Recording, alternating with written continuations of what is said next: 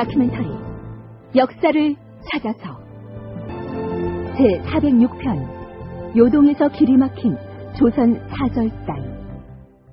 태조 2년 서기로는 1393년 5월 23일.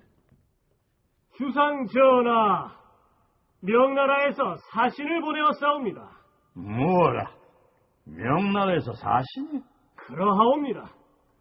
명나라 황제가 전하께 내리는 조서를 받들고 왔다 하옵니다. 오호, 그래. 헌데 사신으로 오는 자들이 누구라 하더냐? 금찬회사 황영기와 최연이라고 하옵니다. 이름이 황영기고 또 최연이라고 했느냐? 그렇다면 명에서 보낸 사신이 우리 고려 사람이라는 것이냐? 이때 조선에 나타난 명나라의 사신은 고려의 환관 출신이었던 황영기와 최연이었습니다. 그러나 명나라의 사신이 어디 출신이냐가 문제가 아니라 그가 가져온 조서의 내용이 문제였죠. 명나라 태조 주원장이 보내온 조서는 이전의 것과는 그 내용이 달랐습니다. 그대는 들으라. 지난번에 우리 명나라의 철동과 철서 지방의 백성 중에서 고려인과 내통한 불량한 무리들이 있어 이미 수십 가구의 주민을 죽인 바 있다. 또 있다.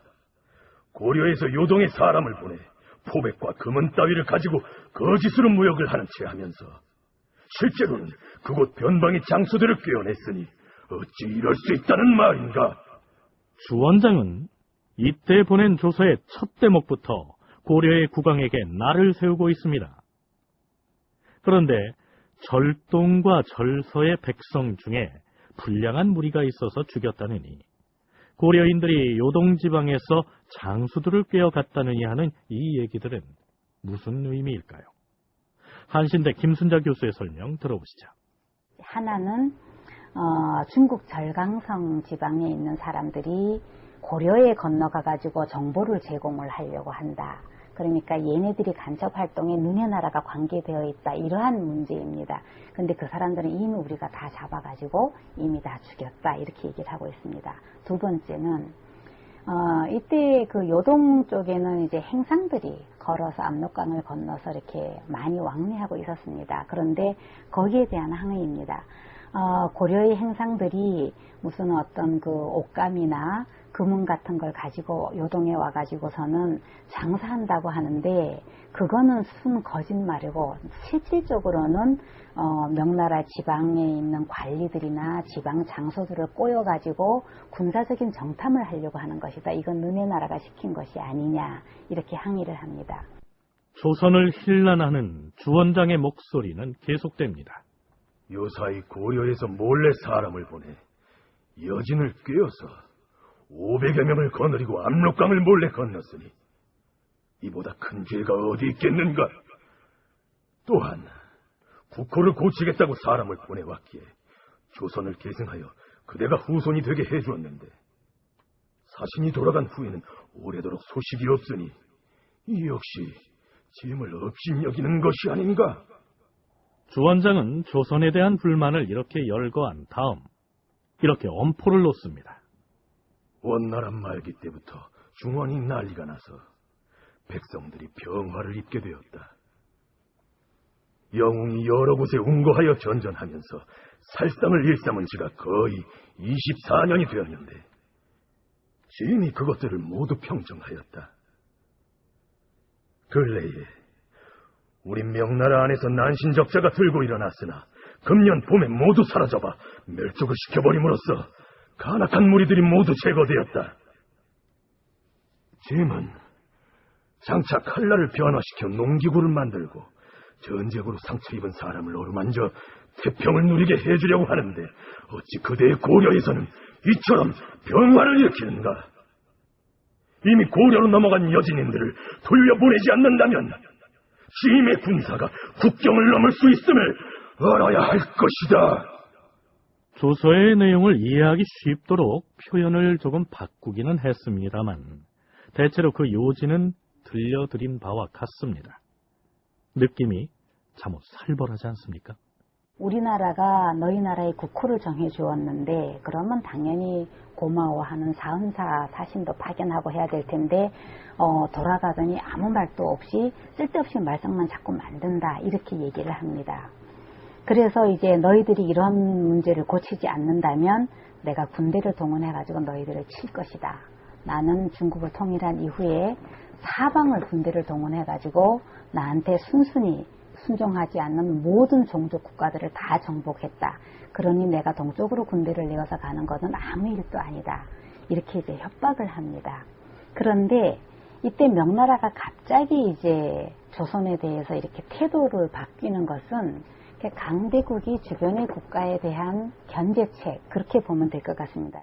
중원을 평정하고 강대국으로의 입지를 굽힌 명나라가 주변국들을 다잡는 과정에서 특히 이제 막 왕위에 올라 조선 왕조를 개창한 이성계에게 일말의 위험을 보일 필요가 있다고 판단해서 이러한 내용의 조서를 보낸 것이 아닌가 생각이 됩니다. 명나라에서 보내온 이 협박성 조서에 대해 어떻게 응대를 할 것인지 이성계는 도승지 이직을 비롯한 측근들과 의논을 하는데요. 전하, 황제가 보낸 조서 내용으로 봐서 여진 사람들을 돌려보내란 명령을 무시했다간 명나라와의 관계가 원활하지 못할 것 같사옵니다. 어찌하겠는가. 이상과 강제 등지에 와서 의탁하고 있는 여진인들 몇 명을 찾아서 돌려보내도록 하라. 예, 주상전하. 황제가 막강한 군사를 거느리고 있어서 천하를 차지했지만 명나라 황제는 사람을 너무 많이 죽였어. 황제를 가까이에서 보호자하던 신하들 중에도 생명을 보존하지 못한 자들이 많았지. 나라 안에서만 그러는 것이 아니고 이제는 우리 같은 작은 주변 국가에 대해서도 조서를 보내 이런 식으로 책망을 하면서 무리한 요구를 해오고 있으니 이 조서의 마지막 부분에 뭐라 했는지 아나? 아무런 죄가 될 수 없는 일을 들먹거리면서 군대를 일으키겠다고 위협을 하고 있지 않은가 말인가? 지금 황제가 어린아이에게 공갈을 하는 것과 무엇이 다른가? 그렇다면 주상전하께서는 황제에게 무엇라 답을 해야 한다고 생각하시옵니까? 별 수가 있나? 자세를 낮춰서 조심스럽게 섬기는 외에 시중 조준과 김사영 등과 더불어서 황제에게 보낼 표문에 대해서 의논을 해보도록 하라. 예, 주상전하. 그렇다면 주원장이 여진족을 돌려보내라고 한 얘기는 어떤 배경에서 나왔을까요? 요동지방은 명나라가 상당히 세력을 뻗치고 있었지만 그 요동지방의 과반수 이상의 주민은 여진족이고 그 다음에 이제 한족도 일부 있고 고려인도 일부 있습니다. 이제 가장 중심되는 그 종족이 여진족입니다. 여진족을 누가 장악하느냐에 따라 요동지방에 대한 패권의 향방이 왔다 갔다 하는 것입니다. 명나라는 그 여진족이 있는 요동의 그 서쪽 지방에는 타타르하고 계속 전쟁을 하고 있는 상황입니다. 이 여진족은 타타르하고 연결될 수도 있고 그런가 하면 여진족은 수백 년 동안 고려하고 아주 좋은 관계, 고려에 순종하는 관계에 있었습니다. 그런데 고려가 압록강 이북에까지 넘어가서 여진족을 회유를 하고 이 사람들을 초무를 한다라고 할 때 명나라는 대단히 위기의식을 느낄 수밖에 없고 당시 고려 혹은 조선의 처지에서 볼 때 여진족이 비록 종족은 다르지만 우리 백성이라는 관념이 있었다고 김순자 교수는 얘기합니다. 특히 이성계의 경우 그의 조상이 여진족과 혈연관계를 맺기도 했고 또한 이 시기쯤이면 두만강 유역의 함경도 일대에서는 여진족들이 조선의 백성으로 편입되고 있었기 때문에 만일에 압록강 너머의 요동에 거주하는 여진 사람들을 회유해서 데려올 수만 있다면 조선의 인구를 더 늘릴 수도 있었겠죠. 명나라 황제에게 보낼 표문을 어떻게 작성하느냐 하는 문제로 이성계 측근 대신들이 모여서 논의를 거듭합니다. 태조실록에는 중추원 학사 남제를 보내서 왕의 표문을 중국의 서울에 올리게 하였다. 이렇게만 설명한 뒤에 바로 표문의 내용을 소개하고 있는데요. 연려실기술에는 이때 주원장에게 보낸 답장 형식의 표문을 정도전이 지었다고 기술하고 있습니다.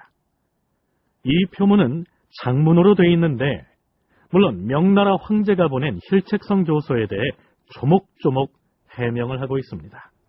간략하게 그 요지만 소개하면 이렇습니다. 우리가 요동에 와서 예를 행하는 예는 역시 상국을 우러러 사모하는 뜻입니다. 사신이 오가는 중에 손님과 주인으로서 교접하는 의식은 당연한 것인데 어찌 우리가 여진 사람들을 꾀냈다 할 수 있겠습니까? 또한 여진족은 본래 동령부에 예속되어 있어서 이미 우리 고려의 군사가 돼서 복무했던 것인데 어찌 사람을 보내서 꾀냈다 하시옵니까? 다만 요동도사가 군사를 일으켜 파란불화를 칠 때 여진 사람들 중 혹 따라가지 않은 자가 있으나 그것은 그들이 향토를 떠나기가 싫어한 때문이지 우리가 머무르도록 강제한 적은 없습니다. 여진 사람들은 전부터 해오던 생활을 각기 그대로 지키고 있을 따름입니다. 요동에는 이전에 우리 고려의 인민이 가서 의탁하고 있었는데 고향과 친척들을 생각하여 도망쳐 나와 산골짜기에 숨어 살기도 했습니다. 헌데 그들을 돌려보내라는 요동도사의 자문에 따라서 체포하여 보낸 일이 있습니다. 사실 그들은 명나라 관군의 명부에 이름이 기재되어 있기는 하나 본래 계통은 우리 조선의 백성입니다. 그럼에도 불구하고 다시 조사를 해서 요동도사 관하에 있는 여진 사람이 있으면 돌려보내주겠노라. 이렇게 적고 있습니다. 정도전이 지었다는 이 표문은 그 표현에 있어서 황제의 조서를 반박하는 듯한, 그래서 제후가 황제에게 보낸 표문으로서는 조금은 당돌하다는 느낌이 드는데요. 조금 더 살펴보시죠. 절동과 절서의 백성에 대해서는 소식을 정탐한 바도 없고 보고받은 바도 없습니다. 설령 옛 왕씨가 있었던 고려 때에 그런 일이 있었는지 모르나 그것이 신에게 무슨 상관이 있겠습니까? 또한 황제께서는 조서에서 말씀하기를 어째서 그대 나라 고려에서 병화를 속히 걸어오는가라고 하였는데 이것은 진실로 황구한 말씀입니다. 신이 비록 못나고 어리석지만 광망한 데까지는 이르지 않았습니다. 황제의 덕을 입으면서도 그 덕을 꺼리고 다른 사람의 허물을 책망하면서도 그 허물을 본받는 것은 진실로 사람의 도리가 아니온데 어찌 그런 생각을 품겠습니까?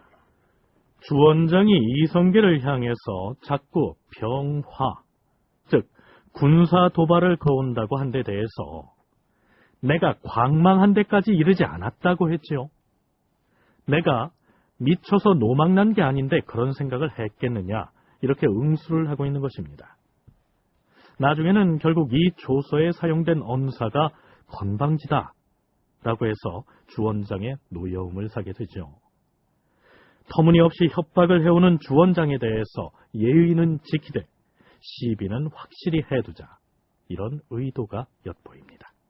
조서의 대성계가 예의를 갖추고 그리고 또 그 사신으로 온 사람들에 대해서 잔치를 베풀어주고 뭐 이렇게 해서 이제 가급적이면 이제 충돌을 피하기 위한 그런 노력을 이제 해주는 걸로 봐서는 이 자체가 이때 보내온 조서 자체가 어떤 큰 외교적인 마찰로 이어진 것 같지는 않은데 이제 조선에서도 보면은 또 무조건 이제 명예의 어떤 요구에 복종하고 하는 그런 것은 이제 자존심의 문제도 있고 해서 그런지 모르겠습니다만은 이제 요동정벌론이라든가 이런 부분들이 나오죠. 너네가 또 우리한테 대해서 위협적이고 잘하지 못한다면 우리도 칠 수 있다라고 하는 부분들을 이제 보여주기 위한 그러한 요동정벌론이 또 태조 5년인가 그때 이제 이렇게 또 나오기도 합니다.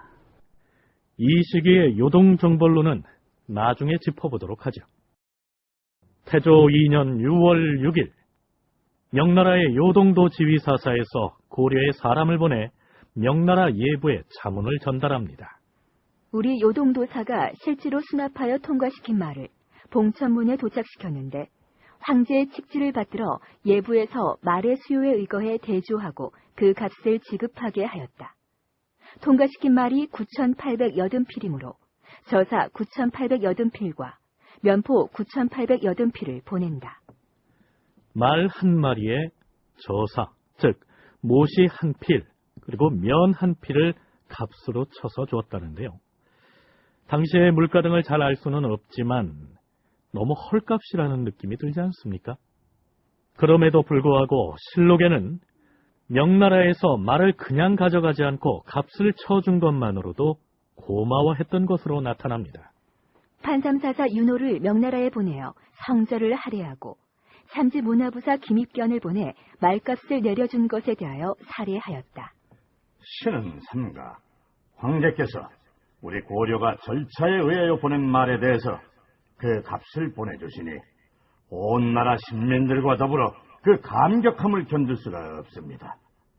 값 또한 후하게 쳐서 주시니 어찌됐든 말값을 보내줘서 고맙다는 내용의 표문을 가지고서 1392년 6월 17일에 사신이 떠났는데요. 떠난 지 10하루가 지난 6월 28일. 나리, 이번에 하성절사를 따라 명나라에 갔던 통사 곽혜룡이옵니다. 여기서 통사란 오늘날의 통역사를 일컫습니다. 아니, 너는 사신 김입견의 통역을 막기 위해 따라가지 않았느냐? 통사가 통역 임무를 팽개치고 어찌하여 혼자 달려온 것이냐? 나리, 우리 조선의 사절단 일행이 요동의 백탑에 이르렀을 때 요동도사가 들어오지 못하게 하였습니다. 뭐라? 감히 황제에게 가는 사절단의 길을 막아섰단 것이냐? 황제의 명령이 있었다 하였습니다. 황제가 명령을 내려?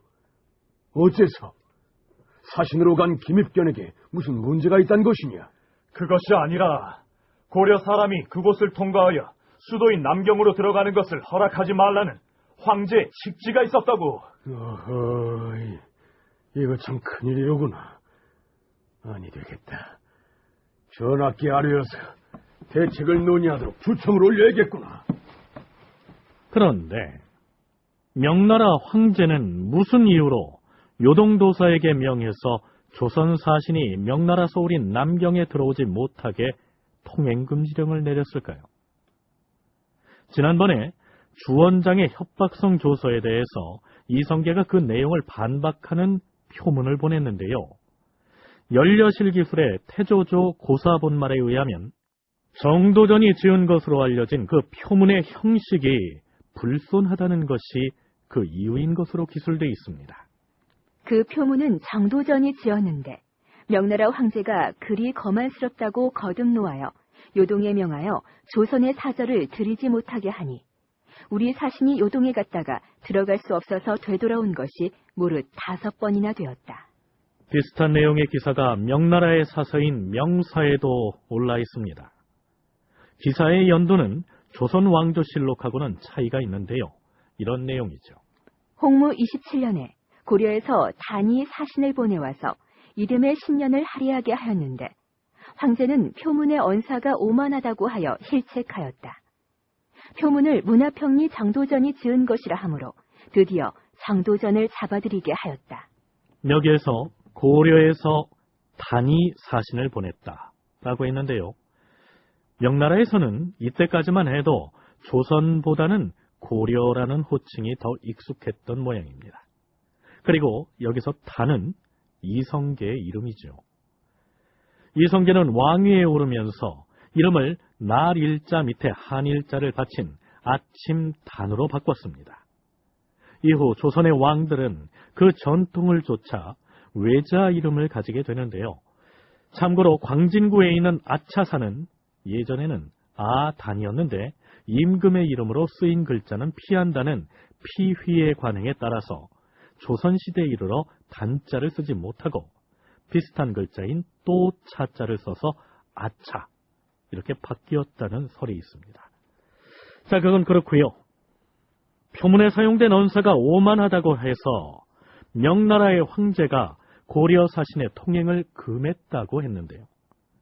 성신여대 오종록 교수는 이 시기에 주원장이 이른바 황제 독재 체제를 갖추려고 했고, 명나라 조정 내부에서도 불손한 언사를 사용해서 올린 글에 대해서 처벌을 했다고 그 배경을 설명하고 있습니다. 중국의 학자들이나 이 사람들은 이제 황제 독재 정치라고 하는 말을 쓰고, 뭐 때로는 이제 황제 전제 정치라고 하는 말도 쓰고 하는데, 그런 황제 독재 정치의 체제를 갖추려고 하고 있었고, 그런 가운데 유학자 출신 관료들을 통제하는 그런 수단으로 이 사람들이 작성해서 올린 이 글들에 들어있는 문자가 황제를 업신여긴다거나 놀린다거나 하는 그런 혐의가 있으면은 그것을 빌미로 해서 처벌을 하고, 그러면서 이들 통제하는 수단으로 이제 삼아왔던 그런 사정이거든요. 그런데 조선에서 올라간 표전이나 이런 데에 조선에서는 그 사정을 자세하게 알지 못하니까 잘 살피지 않고 그런 글자들이 들어갈 수도 있고, 또 한 가지, 명나라에서 고려의 사신이 요동을 통해서 당시의 명나라 수도인 남경으로 가는 것을 막은 행위에 대해서 오종록 교수는 또 다른 배경이 있다고 분석하죠.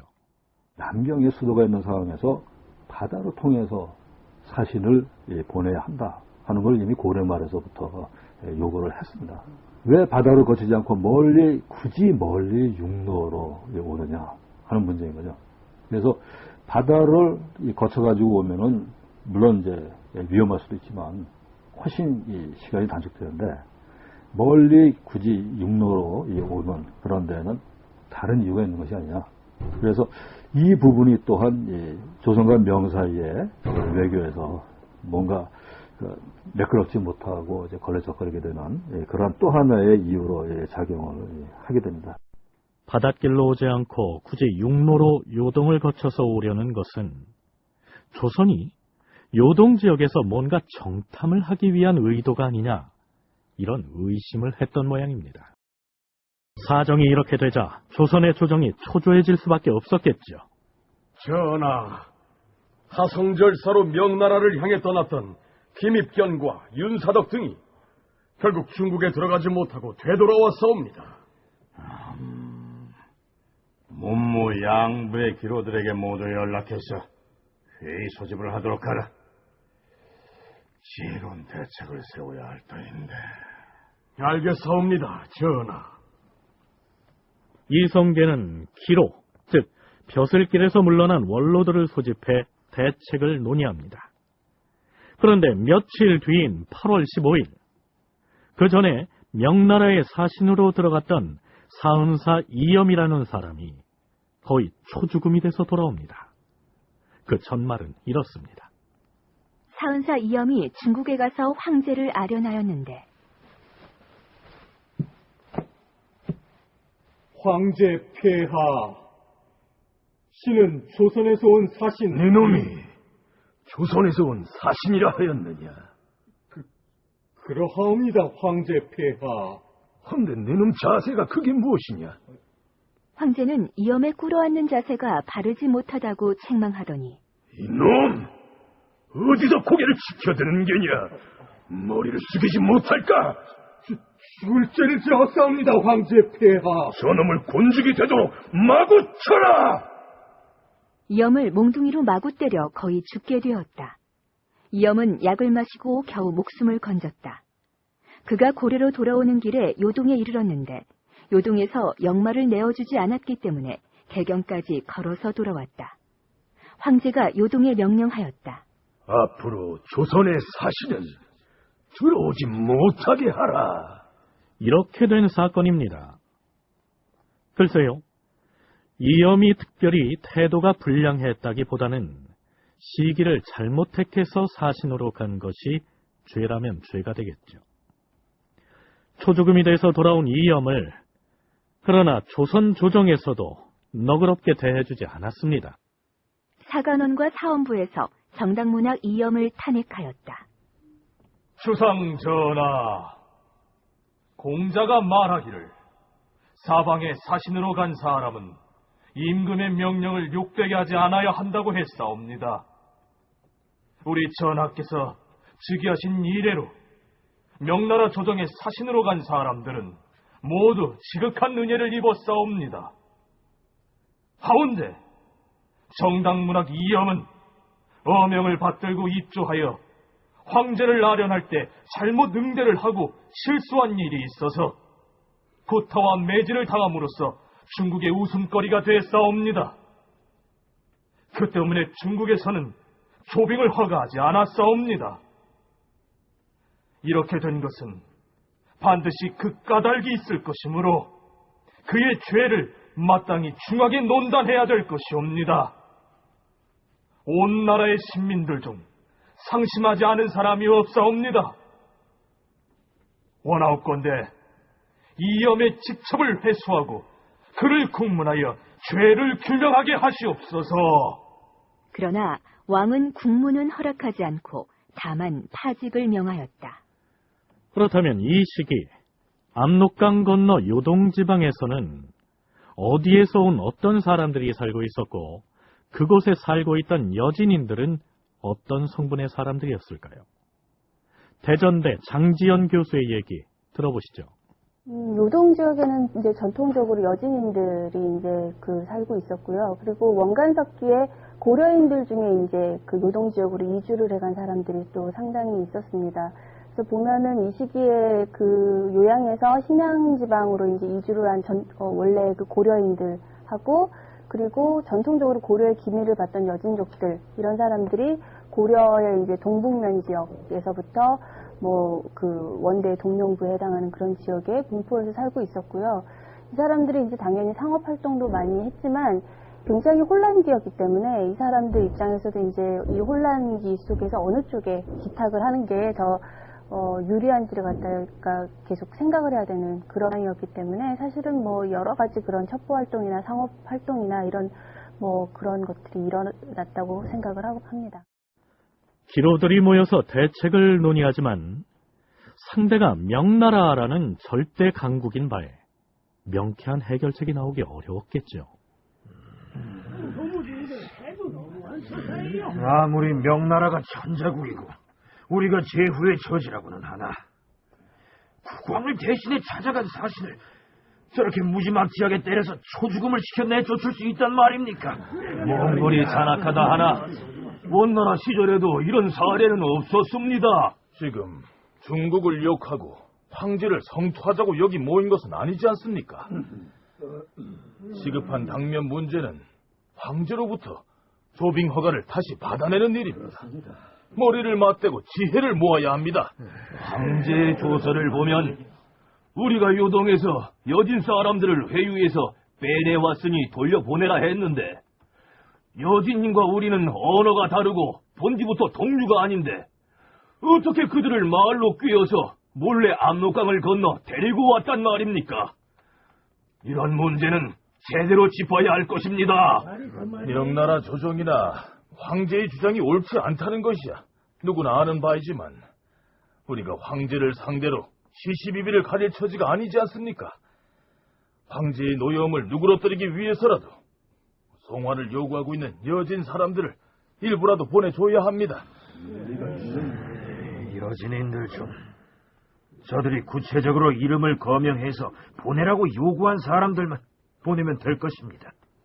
이러한 논의 과정을 거쳐서 태조 2년 8월 29일에 전 밀직부사 조원을 사절단장으로 해서 요동에서 도망쳐온 일부 여진 사람들을 돌려보내면서 명나라 예부에 자문을 작성해서 보냅니다. 이 자문의 마지막 부분에는 이런 표현이 들어 있습니다. 지금 황제의 조칙을 삼가받들어서 즉시 소북면의 각 부와 주와 군과 현의 사람을 파견하여 본디는 우리 고려 사람이나 요동에서 도망온 박영 등 122호와 가족 388명을 잡아 칼을 씌우고 수갑을 채워 요동 도사에 가서 서로 교환했습니다. 또한 황제의 조칙을 들어 여진인 구울토 등 25호와 그 가족 116명까지 보내주었으며 벽둔 구자원의 파절천호 김한기도 모두 돌려보내드립니다. 명에서 이제 이 사람들을 갖다 다시 원래 그 명으로 보내라라고 하는 그런 추세 요구를 하는 것에 대해서 부당하다는 인식을 가지고 있었습니다.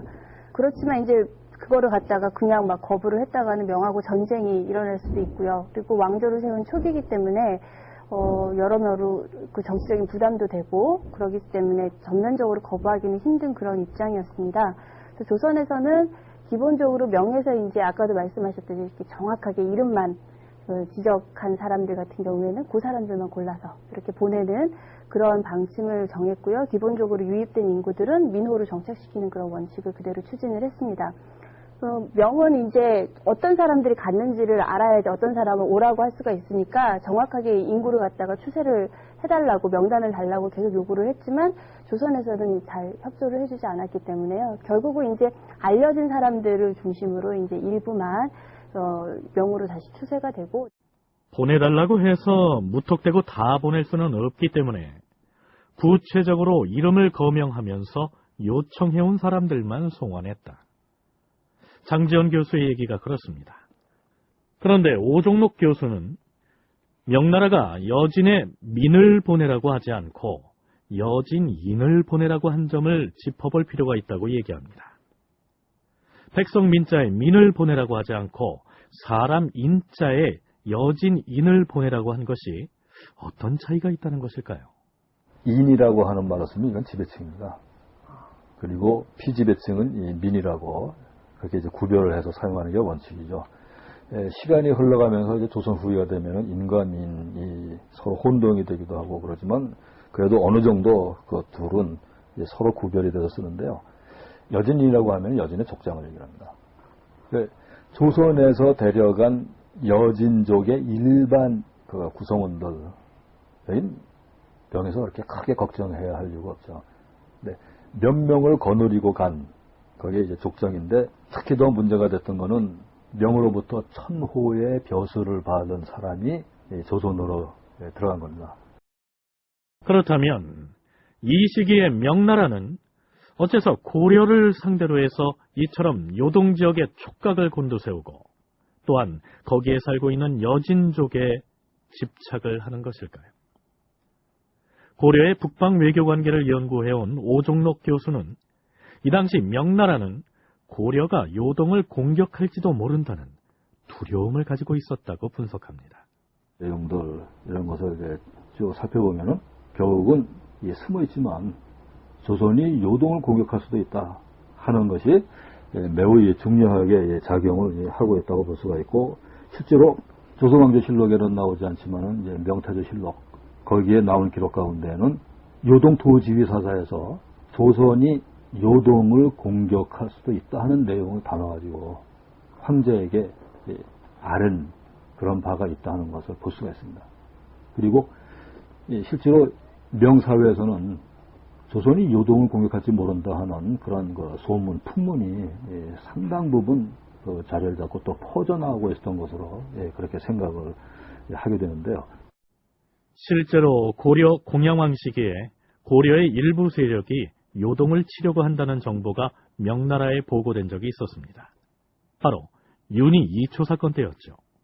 공양왕 때의 이성계 세력이 정권을 장악하고 있는 그런 사정 속에서 그 반대파 윤희 이초의 옥사라고 흔히 얘기하는데 그 윤희와 이초 이들이 명에 들어가서 공양왕과 이성계가 명의 땅을 침입하려 한다라고 무고를 한 일이 있는데 그런데 거기에 대해서 이성계파에서는 정몽주가 우왕의 뜻을 받들어가지고 명을 침범하려 한다라는 식으로 역시 또 무고를 한 일이 있습니다.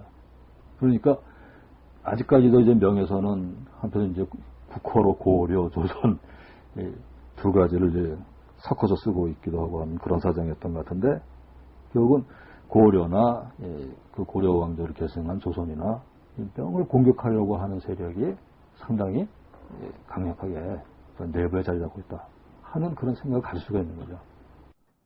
또한 고려 말에 이성계의 위화도 회군 당시 말고도 그 이전에 장수로서 군사를 이끌고 가서 요동을 공격한 적이 있었습니다. 그랬으니 명나라에서는 당연히 고려가 요동을 공격할지도 모른다는 생각을 가지고 경계를 하고 있었겠죠. 그렇다면 명나라가 이처럼 요동과 여진족을 문제거리로 삼고 있는 이 상황을 이제 갓 나라를 세운 이성계와 그의 측근들은 어떻게 받아들이고 있었을까요? 조선은 나라를 새로 세운 그런 상황 속에서 어떻게 하면은 오랫동안 왕조가 유지될 수 있도록 하느냐 하는 것이 가장 중요한 관심사이죠. 그래서 체제를 새로 갖추고 여러 가지 문물제도 이런 것들도 정비를 하고 이런데 관심을 기울여야 되고, 그래서 조선을 세우는데 매우 중요한 정도전과 같은 그런 사람의 경우에 조선 경국전이라거나 이런 것들을 쓰면서 전체적으로 틀을 체간에다 정리해 놓은 것을 볼 수가 있게 되는데, 그런데 우선적으로 힘을 쏟아가지고 매진을 해야 되는데 생각하지 않게 명으로부터 의심을 받는 그런 사태가 정리가 된 거죠. 나라를 세운 지 얼마 안 되는 시점이라 여러 가지 제도를 마련하고 법령을 정비하는 등 국가의 기틀을 잡아가는 것이 급선무였는데 자꾸만 명나라가 외교적으로 까탈을 부리고 있었으니 속이 탈 노릇이었겠죠. 고려에서 여진인 상당수를 돌려보낸 뒤로도 명나라는 조빙을 하겠다는 고려의 사절단을 좀채 받아들이려 하지 않습니다. 남제가 중국으로부터 돌아와 황제가 명령하기를 너희 나라 사신의 행차가 왕래하는데 길이 멀어서 비용이 많이 드니 앞으로는 3년 만에 한 번씩만 조회하라고 하였습니다. 라고 보고하였다. 진표사 이지를 명나라에 보냈으나 요동에 이르러 들어가지 못하고 돌아왔다. 중추원 학사 이직을 중국으로 보냈는데 그 표문에서 왕은 예전처럼 조공을 하게 해달라고 황제에게 청하였다. 천추절을 할애하기 위해 보낸 박영충이 요동의 감수참이란 곳에 이르렀으나 중국에 들어가지 못하고 되돌아왔다. 사은사 이직이 요동의 백탑에 이르렀으나 중국에 들어가지 못하고 되돌아왔다. 자, 그러면 장차 고려와 명나라의 외교관계가 어떻게 진행되는지는 다음 기회에 다시 짚어보기로 하죠. 지금부터는 이성계와 조선왕조 개창 세력이 옛 고려의 왕족들을 어떤 식으로 멸살시키는지 그 과정을 살펴보기로 하겠습니다. 나는 왕으로서 이르노라. 왕씨의 우손인 왕후에게 경제도의 마정군을 내어줄 것이다. 또한 왕후를 귀군으로 보호하여 왕씨의 제사를 받들게 하고 그 나머지 자손들은 외방에서 각각 편리한 대로 거주하게 하고 그 처자와 동복들은 그전과 같이 한 곳에 모여 살게 함으로써 안정된 처소를 잃지 않게 할 것이다. 이성계가 왕위에 오른 직후에 반포한 즉위교서의 일부 내용입니다. 이 즉위교서에서 밝힌 여러 내용들 중에서 두 번째 항목으로 고려 왕실 관계자들에 대한 처우 문제를 거론하고 있는 것입니다. 그렇다면 애시당초 이성계와 개국공신들이 고려의 왕족들을 교서에서 밝힌 대로 조상 제사도 받들면서 한데 모여서 편안하게 살게 하려고 방침을 정했던 것일까요? 아무래도 어쨌거나 초기에 완화된 그런 조처들 잘해주려는 그런 우대하는 조처들은 여러 측면상에서 전략적인 측면이 강하다고 생각을 합니다. 즉위하면서부터 피바람이 몰아치면 아무래도 누구나 다 불안해할 거고요. 그리고 조선의 건국 같은 경우에는 외부 세력이 침입을 해서 집권을 한 게 아니라 내부에서의 일종의 정권 교체였기 때문에 그 과정에서 누구누구가 지목이 돼서 죽음을 당할지에 대해서 굉장히 불안해할 수 있는 그런 기류이기 때문에 당연히 초기에 이제 그런 조처들은 아무래도 여러모로 이제 불안감을 해소시키고 좀 안정화시키려는 그런 전략적인 측면이 강하다고 생각합니다. 즉위 초기부터 패망한 고려의 왕족들을 제거하기 시작하면 피바람이 불 것이고 그렇게 되면 민심이 사나워질 염려가 있을 뿐만 아니라 이성계가 인자한 군주로 인식되기가 어려울 것이기 때문에 전략상 그들을 배려하는 모양새를 갖춘 것이다. 장지현 교수의 의견이 그렇습니다. 그렇다면 조상의 제사를 지내도록 토지를 하사하고 공양왕의 동생 왕우를 귀의군으로 책봉한 것은 어떤 의미일까요? 유교식 문물제도가 중국 주나라 때에 정비되었다라고 하는데, 바로 그 주나라 때부터 일종의 확립이 된 제도로서 천하를 차지한 그런 이제 왕이나 황제는 멸망시킨 나라의 선왕들의 제사를 쭉 이어갈 수 있도록 보살펴줘야 한다. 그것이 새 나라를 세운 국왕에 갖춰야 할 중요한 덕목이다 하는 형태로 정리가 되어 있습니다. 그래서 조선에서도 고려의 선왕들의 제사를 이제 받을 수 있도록 그런 조치를 이제 취한 것인데, 그런데 그것과 달리 이제 왕족들을 이 지방에 그것도 이제 구체적으로 지정을 하죠. 몇 군데 지정을 해서 지방에서 편하게, 근데 분산돼서가 아니고 중요한 거는 모여서입니다. 오종록 교수의 표현이 흥미롭습니다. 왕족들을 지방으로 보내서 살게 하되 모여서 살도록 했다는 점을 주목할 필요가 있는 것입니다. 모여서 살도록 하면 세력을 이루어서 가령 고려 부흥운동이라도 할까봐 염려가 될 것이기 때문에 각각 사방에 흩어져 살게 해야 할 것 같은데요. 왜 모여서 살게 했을까요? 우선 모여 살게 해야 관리하기가 쉽고, 나중에 그들을 죽일 때에도 오히려 한데 모아두는 것이 처리하기가 용이하기 때문이라는 얘기입니다. 결국 조선 왕조를 개창한 주도 세력은 고려의 마지막 왕이었던 공양왕마저도 죽이려는 계획을 세웠을 것이다. 이런 분석이죠. 결국 공양왕이나 왕실의 주요 구성원들은 그 죽음을 당한다는 것이 거의 이미 예정이 되어 있었다고 봐야 되겠죠. 그래서 전체적으로 이제 그런 가운데 아마 큰 틀의 계획은 역시 정도전이 짰을 것이다. 그리고 그러면서 악역은 정도전이 맞고, 그리고 새 국왕이 된 태조 이성계는 국왕으로서의 어떤 성덕을 갖춘 그런 인물이다 하는 것을 드러낼 수 있도록 그렇게 시나리오를 짜서 일이 진행이 되도록 했을 것이다. 대체로 그렇게 파악을 할 수 있을 것 같습니다. 자, 그러면 조선의 개국공신들이 옛 고려의 왕족들을 어떻게 제거해 나가는지 그 과정을 살펴보도록 하죠. 왕씨 제거의 실마리가 되는 사건은 태조 3년 1월에 발생한 박위 사건이었습니다. 처음에 동네 현령 김가행과 염장관 박중질 등이 국가의 안위와 왕씨의 명운을 걸고 밀성의 맹인 이흥무에게 점을 쳤는데, 일이 발각되자 흥무를 잡아와서 순군옥에 가두었다. 다시 설명하자면 이렇습니다. 자, 여기는 밀성, 즉 지금의 경상도 밀양에 있는 맹인 점쟁이 이흥무의 집입니다. 그 집에 동네 현령 김가행과 소금 생산을 관리하는 염장관 박중질이 들어옵니다.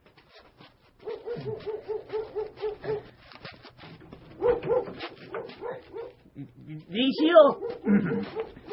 그 점쟁이가 누가 찾아왔는지 알아맞히지 못하면은... 현령 날이시군요. 어서 오십시오. 나도 왔네, 이 사람아. 이게 누구 목소린가? 염장관 나리가 아니시여. 역시 영험한 점쟁이라 쪽집게라구만.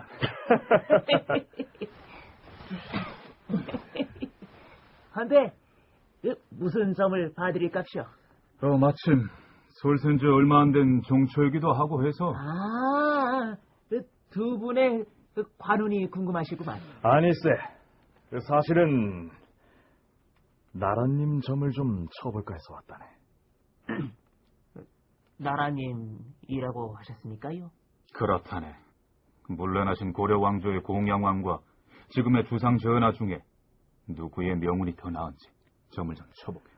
그리고 고려 왕실의 왕씨들 중에서는 누구의 명운이 가장 귀한지 그것도 점을 좀 쳐보시게. 네, 복채는 넉넉하게 줄 터이니. 그래서 점괘가 어떻게 나왔을까요? 점쟁이가 공양왕과 이성계 중에서 누구의 명운이 더 낫다고 얘기했는지는 사서에 나와 있지 않습니다.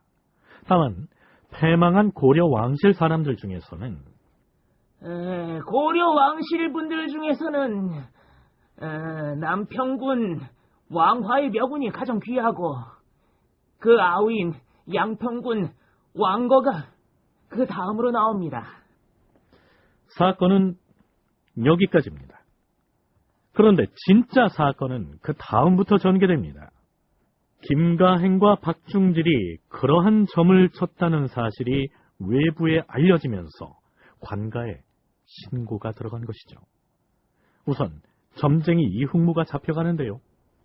바른 대로 말하지 않으면 이놈의 목숨이 남아나지 않을 것이다. 나으리 살려주십시오. 뭐든 바른 대로 말씀 올리겠습니다요. 동네 현령 김가행과 염장관 박중질이 점을 치러 왔다 했는데 누가 시켜서 그런 점을 치러 왔다고 하더냐? 소인이 듣기로는 삼찬 문화부사 박이라 하였습니다요. 드디어 중앙조정의 고급 관리인 박위가 그 사건에 연결됩니다. 참찬 문화부사 박이를 포박하여 순고록에 하옥하라.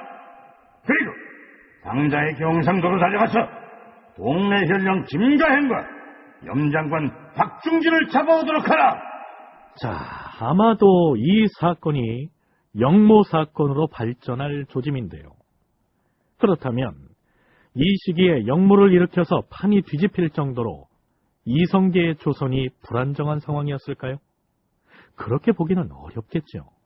이성계의 조선이 불안정한 그런 기반에서 언제라도 뒤집힐 수 있었느냐라고 한다면 그렇다고 보이지는 않습니다. 왜냐하면 1388년 이후부터 이미 이성계 세력들이 정권을 잡아서 이제 여러 가지 준비를 해오면서 진행을 해온 것이기 때문에 그거 자체가 그렇게 불안정한 그런 구조라고 생각이 되지는 않고요. 군사권 같은 경우에도 사실은 이성계 측에 장악된 지가 오래됐기 때문에 조선 초에 고려 왕조 회복을 위한 실질적인 쿠데타 시도 같은 것은 거의 보이지 않습니다. 아마도 이성계 세력의 마지막 위기는 공양왕대의 것이 마지막이 아니었을까라고 생각이 들고요. 이때 봤던 운세점 자체는 그렇게 사실은 대단한 의미를 지닌 것 같지는 않고 정월 초에 한번 새로운 운세를 치는 그런 정도가 아니었을까라고 이제 생각이 됩니다. 그것이 대단한 영모 사건으로서 이성계를 위협할 만한 상황으로 연결될 가능성은 거의 없었을 것이란 얘기입니다. 또한 장지영 교수는 김가행 등이 점을 친 것도 그저 정초를 맞이해서 조선 왕조가 오래 갈 것인지 궁금해서 가벼운 마음으로 점을 쳐봤을 것이라고 얘기하죠.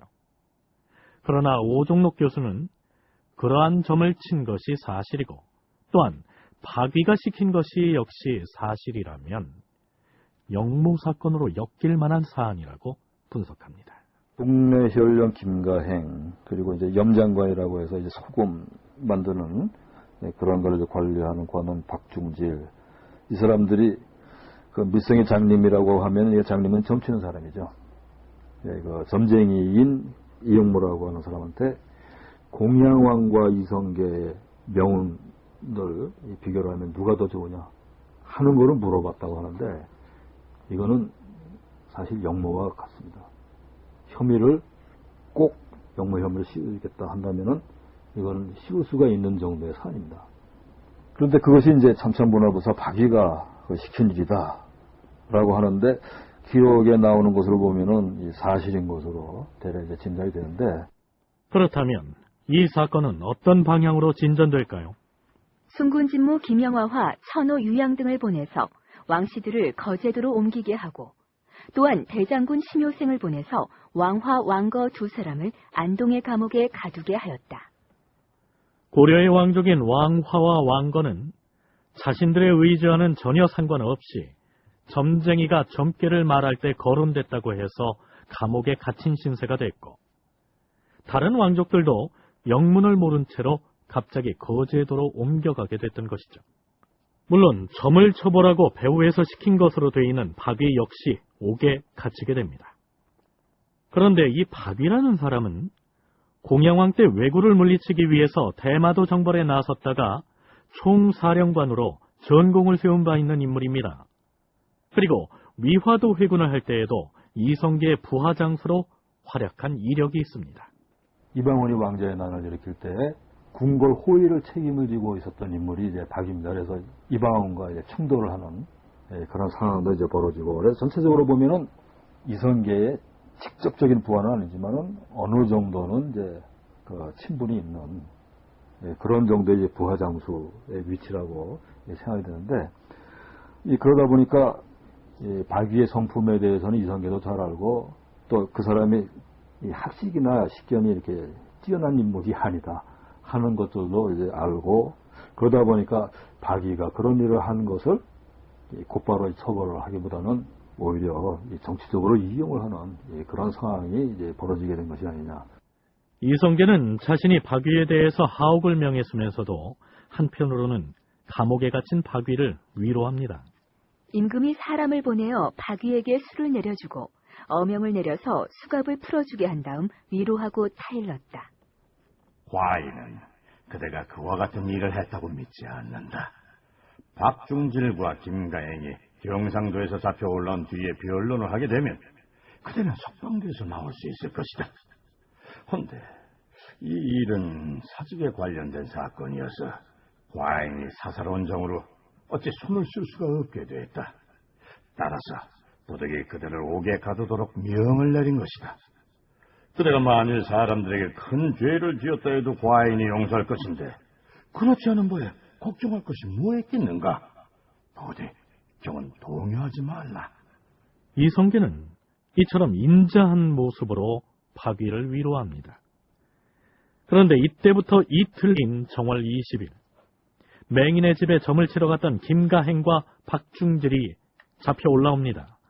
그리고 이어서 대관과 형주에서 상소를 올리죠.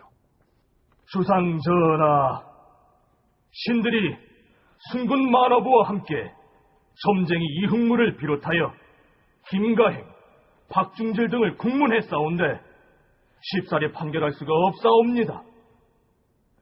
원하옵건대 관련된 사람들을 모두 한 곳에 모아놓고 신문을 한 다음 그들을 처단하시옵소서. 점쟁이의 점괘에 오르내린 왕화와 왕거 그리고 박위까지 한데 모아서 국문을 하고 처벌을 하자는 얘기입니다.